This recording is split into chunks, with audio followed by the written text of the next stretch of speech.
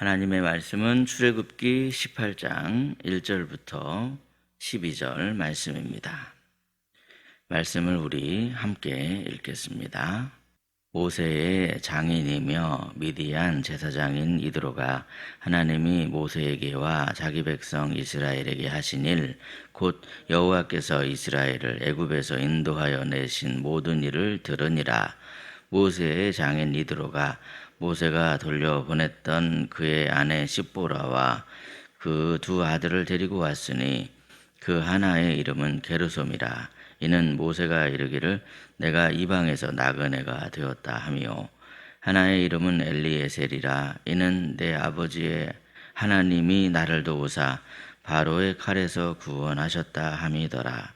모세의 장인 이드로가 모세의 아들들과 그의 아내와 더불어 광야에 들어와 모세에게 이르니 곧 모세가 하나님의 산에 진친 곳이라. 그가 모세에게 말을 전하되 내 장인 나 이드로가 네 아내와 그와 함께한 그의 두 아들과 더불어 내게 왔노라. 모세가 나가서 그의 장인을 맞아 절하고 그에게 입맞추고 그들이 서로 문안하고 함께 장막에 들어가서 모세가 여호와께서 이스라엘을 위하여 바로와 애굽 사람에게 행하신 모든 일과 길에서 그들이 당한 모든 고난과 여호와께서 그들을 구원하신 일을 다 그 장인에게 말하매, 이드로가 여호와께서 이스라엘에게 큰 은혜를 베푸사 애굽 사람의 손에서 구원하심을 기뻐하여 이드로가 이르되 여호와를 찬송하리로다. 너희를 애굽 사람의 손에서와 바로의 손에서 건져내시고 백성을 애굽 사람의 손 아래에서 건지셨도다. 이제 내가 알았도다. 여호와는 모든 신보다 크심으로 이스라엘에게 교만하게 행하는 그들을 이기셨도다 하고, 모세의 장인 이드로가 번제물과 희생 제물들을 하나님께 가져오매 아론과 이스라엘 모든 장로가 와서 모세의 장인과 함께 하나님 앞에서 떡을 먹으니라. 아멘. 오늘도 이런 새벽에 하나님 앞에 나와 하나님이 베푸시는 은혜를 사모하심으로 그 은혜로 하루의 삶을 열어가시는 저와 여러분에게 하나님이 베풀어 주시는 은혜와 평강이 가득하시기를 예수님의 이름으로 축복합니다. 때때로 우리는 출애굽기를 그냥 이스라엘의 이야기라고만 생각할 때가 있죠. 그러나 하나님께서 출애굽기를 기록하신 목적은 단지 이 한 민족의 역사를 남기기 위해서가 아닙니다. 이스라엘을 통해서 하나님이 어떤 분이신지를 온 세상에 알리시기 위해서 기록되게 하셨습니다. 하나님께서는 애굽을 심판하시고 홍해를 가르시고 광야에서 만나를 먹이시고 또 반석에서 샘물을 내주셨습니다. 그 모든 일들 단지 그냥 이스라엘을 살리기 위해서만 그렇게 하신 게 아닙니다. 모든 민족이 하나님의 일을 알게 하려는 그러한 목적으로 기록되게 하셨죠. 오늘 본문은 그 사실을 잘 보여주는 한 사람이 등장합니다. 그는 미디안 사람으로서 모세의 장인 이드로입니다. 물론 미디안 족속도 그드라를 통해 태어난 아브라함의 후손이라고 이 창세기의 말씀을 보면 알 수가 있습니다. 미디안은 아브라함의 후손인데 그드라를 통해서 그 후손들이 태어나게 하셨죠.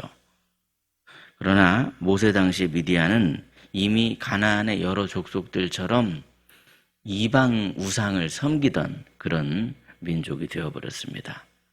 그러므로 이드로가 미디안의 제사장이었다는 이 기록은 이드로가 여호와만 섬기는 제사장이라는 그런 뜻이 아닙니다. 여러 우상을 섬기던 이방의 제사장이라는 그런 의미를 담고 있습니다. 그런데 오늘 본문은 놀랍게도 그런 이드로가 하나님을 찬양하고 하나님께 예배하는 그러한 장면으로 마무리되고 있습니다. 이스라엘 백성의 구원이 결국 한 이방인을 예배자로 만들었더라는 것이죠. 그렇다면 과연 하나님께서 기뻐하시는 구원의 역사는 무엇인지 오늘 말씀을 통해서 우리가 함께 살펴보기를 원합니다. 첫째로 구원의 감격은 반드시 전해져야 합니다. 본문 1절 말씀인데요. 우리 1절을 함께 읽겠습니다. 모세의 장인이며 미디안 제사장인 이드로가 하나님이 모세에게와 자기 백성 이스라엘에게 하신 일 곧 여호와께서 이스라엘을 애굽에서 인도하여 내신 모든 일을 들으니라. 아멘. 예. 1절을 보시면 이제 이드로는 먼저 들었습니다. 여호와의 일을 들었죠. 믿음은 언제나 들음에서 시작됩니다. 들음에서 믿음이 시작된다. 모세는 장인을 만나자 안부만을 말하지 않았습니다. 모세가 어떤 이야기를 했는가, 그걸 이제 8절 말씀부터 이야기를 하고 있는데, 우리 8절을 보면 이렇게 말씀합니다. 우리 8절 말씀도 함께 읽겠습니다. 시작. 모세가 여호와께서 이스라엘을 위하여 바로와 애굽 사람에게 행하신 모든 일과 길에서 그들이 당한 모든 고난과 여호와께서 그들을 구원하신 일을 다 그 장인에게 말하매. 아멘. 예, 모세는 그동안 있었던 일을 말할 때 내가 이렇게 했습니다. 내가 홍해도 갈랐습니다. 내가 지팡이를 들고 기적을 베풀었습니다. 이렇게 내가 했다 그렇게 말하지 않죠. 모세의 말을 들어보면 모세는 처음부터 끝까지 이 일은 하나님이 하신 일입니다. 여호와께서 하셨습니다. 그렇게 1절에서도 말하고 있고 8절에서도 그렇게 말하고 있습니다. 우리를 구원에 이르게 하는 그런 참된 신앙의 모습은 사람들 앞에서 내가 대단한 사람입니다. 그렇게 증언하는 게 아닙니다. 참된 신앙의 모습은 오히려 나는 부족하고 연약합니다. 내가 얼마나 부족한지를 발견하는 것이죠. 내가 죄인이라는 것을 고백하는 겁니다. 하나님만이 구원의 소망이라는 그 사실을 믿기 때문에 우리를 구원하신 하나님이 얼마나 선하시고 신실하시며 놀라우신 분이신지를 증언하는 것이죠. 누구나 구원받은 사람에게는 하나님께서 행한 일에 대한 경험이 있습니다. 하나님은 죄 가운데 있던 우리를 다 용서하셨고 넘어졌던 우리를 다시 일으켜 세우셨으며 절망 가운데 있었던 우리를 붙드십니다. 그런데 시간이 지나가면서 우리는 그러한 그 구원의 은혜를 잊어버릴 때가 많더라는 거죠. 구원의 감격보다 현실의 걱정이 앞섭니다. 내 눈앞에 있는 문제, 그거를 바라볼 때가 많습니다. 하나님이 하신 일보다 내가 해야 할 일들이 더 크게 보일 때가 많습니다. 그렇게 되면 자연스럽게 우리는 우리의 입술로 복음도 말하지 않게 되죠. 그러나 하나님께서 우리를 먼저 구원하신 이유는 그 구원에 대한 소식을 다른 사람에게도 말하라 하는 그 이유입니다. 내가 받은 은혜는 그냥 나 혼자서만 간직하라고 주신 게 아닙니다. 이스라엘의 요단강 끝에 데드시가 있다, 사해가 있다 말씀드렸습니다. 은혜는 흘려보내라고 주신 것입니다. 내가 받은 그 은혜 나 혼자 간직하면 안 됩니다. 누군가도 하나님을 만날 수 있도록 계속해서 그 은혜를 흘려보내야만 되는 것이죠. 그렇다면 혹시 가족에서나 직장에서나 이웃에게서나 친구들 중에서 내가 있는 곳에 아직도 하나님을 모르는 그런 사람이 있습니까? 사람에게 가장 필요하고 가장 중요한 것은 바로 구원입니다. 그게 가장 중요합니다. 그러므로 하나님이 행하신 일을 들려주므로 그가 하나님을 실존적으로 만날 수 있도록 해주는 것이 그에게 있어서 가장 필요하고 가장 중요한 그러한 일이더라는 것이죠. 그 사실을 기억하며 누군가에게로 하나님의 은혜를 흘려보내시는 그러한 저와 여러분이 되시기를 예수님의 이름으로 축복합니다. 그렇다면 둘째로 모세의 이야기를 들은 이드로가 어떻게 반응을 합니까? 그 반응이 본문 10절 말씀에 나타나고 있는데 우리 10절을 함께 읽겠습니다. 시작. 이드로가 이르되 여호와를 찬송하리로다. 너희를 애굽 사람의 손에서와 바로의 손에서 건져내시고 백성을 애굽 사람의 손 아래에서 건져셨도다. 아멘. 이드로는 모세에게 하나님이 행하신 일을 들었을 때 어떻게 반응했냐면 하나님을 찬양했습니다. 이는 매우 당연하고 마땅한 반응이죠. 사실 이드로는 미디안에서 여러 우상들을 섬기던 그러한 이방의 제사장이었습니다. 그런데 11절을 보시면 이드로가 이렇게 고백을 하는데 우리 11절 말씀도 함께 읽겠습니다. 시작. 이제 내가 알았도다. 여호와는 모든 신보다 크심으로 이스라엘에게 교만하게 행하는 그들을 이기셨도다 하고. 아멘. 평생을 여러 우상들을 섬기며 살아온 이드로였지만 모세를 통해서 하나님께서 행하신 구원의 역사를 들었을 때 비로소 그는 진짜 하나님의 누군가를 깨닫게 되었습니다. 그래서 이제 내가 알았도다. 이 한마디의 고백 속에는 그의 인생의 방향이 완전히 올바르게 그렇게 정해지게 되었구나 하는 것을 알 수 있죠. 이렇게 인생의 방향이 제대로 바뀌어지게 되는 경험, 하나님에 대한 이야기를 들었을 때 그가 하나님이 진짜 하나님이로구나, 내가 그동안 섬기던 그 우상이 진짜가 아니고 그건 다 가짜고 진짜는 하나님이시로구나 하는 것을 그가 고백할 수 있게 되었죠.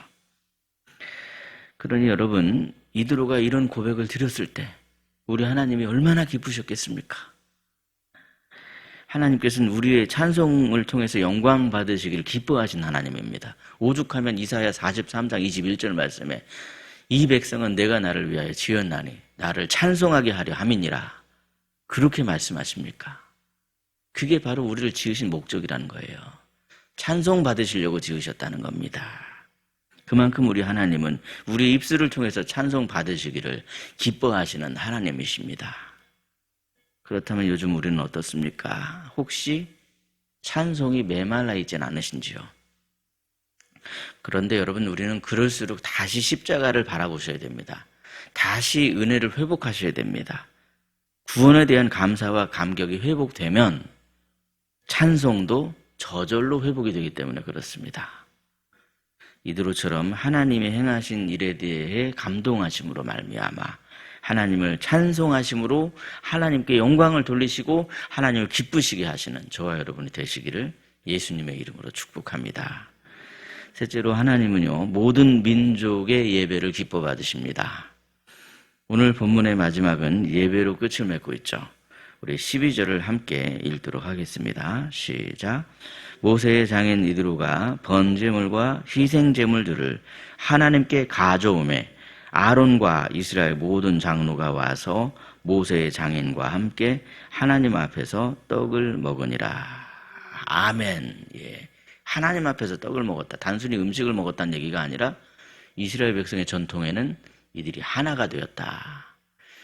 그냥 그를, 상대방을 이방 사람으로 그렇게 취급하지 않고 선긋지 않고 하나로 받아들이게 되었다. 그런 의미가 담겨 있습니다. 예수님께서 죄인과 떡을 먹을 때 왜 바리새인들이 싫어했는가? 예수님이 그들을 하나로 받아들여 주셨기 때문에. 자기들은 율법적으로 그들을 철저히 선을 그었는데 예수님은 그들을 받아주셨기 때문에 그래서 그렇게 싫어했던 것인데, 지금 여기서도 보니까 예배 드리고 있는 이드로를 이들이 받아주고 있습니다. 이것이 바로 하나님의 뜻이라는 거죠. 그래서 12절 말씀은 우리가 생각할수록 참으로 놀라운 그러한 말씀입니다. 이스라엘 사람이 아닌 이드로가 하나님께 제사를 드리고 또 이스라엘 백성들과 함께 떡을 떼며 하나가 되고 있습니다. 여러분, 근데 이 모습이 사실은 하나님이 원래부터 원하시던 모습이라는, 왜 이스라엘 백성을 택하셨나? 말씀을 읽어보면 이스라엘을 통해서 모든 이방 족속들이 다 깨닫고 하나님께로 돌이키게 하기 위해서, 그래서 이스라엘 백성을 택하셨는데, 반대로 이스라엘 백성들이 이방 족속에게 영향을 받아서 우상 숭배하는 것을 하나님은 가장 싫어하십니다. 그게 아니고 이스라엘 백성이 선한 영향력을 끼쳐서 이방 족속들이 하나님께로 돌아오게 하는 것이 바로 하나님이 원하시고 기뻐하시는 일이더라는 것이죠. 이스라엘을 통해서 모든 족속들이 복받기를 원하시는 거예요. 그것은 오늘 우리도 마찬가지라는 겁니다. 하나님께서는 왜 우리를 택하시고 구원하셨는가? 우리를 통해서 예수님을 믿지 않는 사람들, 하나님을 모르는 사람들이 예수 믿고 구원받고 축복받게 하기 위해서, 그래서 우리를 택하셨더라는 거죠. 그러니 여러분, 우리가 교회 안에서 이렇게 예배드리는 것도 중요하지만 복음 전하고 또 선교사님을 통해서 선교할 수 있도록 기도하고 선교사님 후원하고 하는 것, 그것이 얼마나 중요합니까? 지난 주일에 고정도 선교사님이 오셔서 선교 보고도 했지만 그 필리핀에 수많은 영혼들이 있고, 필리핀뿐만이 아닙니다, 여러분. 이 지구촌에 하나님을 알지 못하는 사람들이 얼마나 많은지 모릅니다. 그러니까 지금도 목숨 걸고 생명 걸고 선교사님들이 그렇게 밖에 나가서 거기서 살면서 그들을 사랑하고 그들에게 예수 복음을 전하는 거 아니겠습니까? 그것이 바로 우리 하나님의 뜻입니다. 우리는 바로 하나님만이 구원이시고 하나님만이 영생이심을 우리의 입술을 통해서 증거해야 됩니다. 우리 먼 곳에 나가지 못해도 우리가 있는 곳이 바로 선교지입니다. 우리의 가정이 선교지가 될 수 있고요. 이웃이, 내 친구가 아직 하나님을 알지 못하는 그런 사람들 기회를 주실 때, 그럴 때 우리가 하나님은 살아계신 하나님이야. 내가 직접 경험해봤어. 나를 구원해 주시고 자녀 삼아 주셨지 하는 그 구원의 은혜를 우리가 전파해야만 하더라는 거죠. 그렇게 구원을 전파했을 때 그가 깨닫고 하나님이 살아계시구나 하는 마음의 감동이 생기게 되면 거기서 바로 구원의 씨앗이 뿌려지게 된 겁니다. 그게 바로 구원입니다. 그러므로 여러분, 오늘 우리가 있는 곳에서 우리가 그렇게 살아계신 하나님을 전하는 것이 얼마나 중요한 일인지 모릅니다. 그러므로 내가 먼저 은혜를 받아야겠죠. 내가 하나님의 은혜를 듬뿍 받으셔야 됩니다. 은혜를 받으시고 그리고 그 은혜를 흘려보내셔야 됩니다. 우리가 받은 복음을 흘려보낼 때 하나님께서는 또 다른 이드로를 일으키실 것입니다. 복음을 듣고 하나님을 찬양하는 사람이 생기게 될 것입니다. 하나님이 하시는 일이 그렇습니다, 여러분. 예배자가 한 사람 더 세워지게 될 것입니다. 그리고 하늘에서는 죄인 한 사람이 회개함으로 기뻐하고 즐거워하는 천국 잔치가 열리게 될 것입니다. 오늘도 하나님께서 우리를 구원하신 그 은혜를 기억하며 감동하심으로 감사와 찬양하는 삶을 살아가시되 살아계신 하나님을 증거하심으로 말미암아 우리의 삶을 통해서 하나님을 찬송하고 예배하는 그러한 은혜가 있으시기를 예수님의 이름으로 축복합니다. 기도하겠습니다. 하나님 아버지, 우리를 먼저 구원하시고 하나님의 자녀 삼아주셔서 하나님을 찬양하며 예배하는 백성 삼아주시니 참 감사합니다. 이드로가 모세의 증언을 듣고 하나님을 알게 되었던 것처럼 우리의 삶과 우리의 입술을 통해서 누군가가 예수 그리스도를 만나는 구원의 역사, 축복의 역사가 일어나게 하여 주시옵소서. 우리에게 맡기신 복음을 부끄러워하지 않게 하여 주시고 날마다 구원의 감격을 잃지 않는 삶을 살아갈 수 있도록 우리를 붙들어 주시옵소서. 그리하여 마침내 더 많은 사람이 하나님을 찬양하고 예배하는 기쁨을 함께 누릴 수 있도록 우리 희락교회를 통해서 역사하여 주시옵소서. 하나님 아버지, 이 시간 하나님의 은혜를 간절히 구하며 주님께 엎드립니다. 은혜가 아니면 우리는 살아갈 수가 없습니다. 오늘 하루의 삶도 주님의 은혜로 살기를 원합니다. 주님, 우리의 삶을 붙들어 주셔서 하나님을 영광해내는 그러한 삶이 될 수 있도록 하나님 동행하여 주시옵소서. 이 시간 환우들을 위해 간절히 기도하오니 주님의 능력으로 치유되고 회복되도록 주님 역사하여 주시옵소서. 오늘도 사랑하는 모든 성도들의 가정을 지켜주시고 이 시간 주님께 엎드려 간절히 기도드리오니 택하신 자녀를 향해 하늘 문을 여시고 은혜와 평강이 가득하도록 역사해 주옵소서. 먼 곳에서 복음 전하시는 우리 선교사님들을 위해 기도합니다. 하나님, 우리 선교사님들 성령께서 늘 함께 해주셔서 복음을 전하는 통로로, 축복의 통로로 사용될 수 있도록 주님 붙들어 주시옵소서. 하나님 뿐만 아니라 우리의 삶 속에서도 우리가 있는 곳이 선교지인 줄로 믿습니다. 아버지 하나님, 우리가 은혜의 통로, 축복의 통로가 되게 해주셔서 우리를 통해서 은혜가 많은 사람들에게 흘러 들어가게 하시고 그래서 많은 사람들이 하나님을 영광해낼 수 있도록 주님 도와주시옵소서. 오늘 하루의 삶도 주님께 맡기오며 우리 구주 예수 그리스도의 이름으로 기도드리옵나이다. 아멘. 각자 기도하시겠습니다.